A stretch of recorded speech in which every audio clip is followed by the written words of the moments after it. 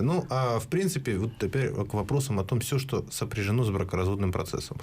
Ну, начнем, наверное, с имущества. В принципе, у нас общий порядок, значит, имущества. Ну, давайте, наверное, Федор. Да. По канонам Семейного кодекса имущество, нажитое совместно в период брака, должно разделиться между сторонами 50 на 50, да? То есть в равной степени.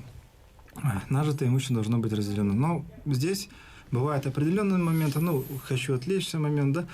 Вот здесь при разделе имущества дела рассматриваются в мировом суде, а также и если сумма иска превышает свыше 50 тысяч рублей, то уже рассматривается в городском суде. Да? Здесь, скорее всего, законодатель допустил ошибку, да, устанавливая для мировых судей 50 тысяч рублей именно по данным делам, поскольку, ну, наверное, смешно, да, разделять имущество, которое меньше 50 тысяч рублей, да, ну, 30 тысяч, ну, да, давайте расторжим договор, брак и будем делить ноутбук, да, ну, скорее всего. Автоматически, скорее всего, если иск содержит требования по разделу имущества, дело должно автоматически переходить в городской, ну, либо в районный суд. Здесь бывают определенные моменты, да, каким образом поделить.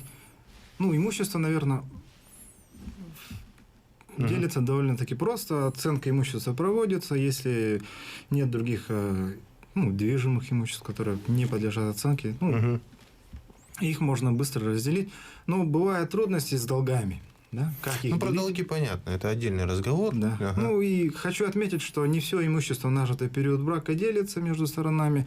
Следует отметить, в первую очередь, не делится, не подлежит разделу это имущество, которое было приобретено в дар, по наследству, ну и в качестве приватизации. Ну и также имущество, пенсионные, по инвалидности, пособия.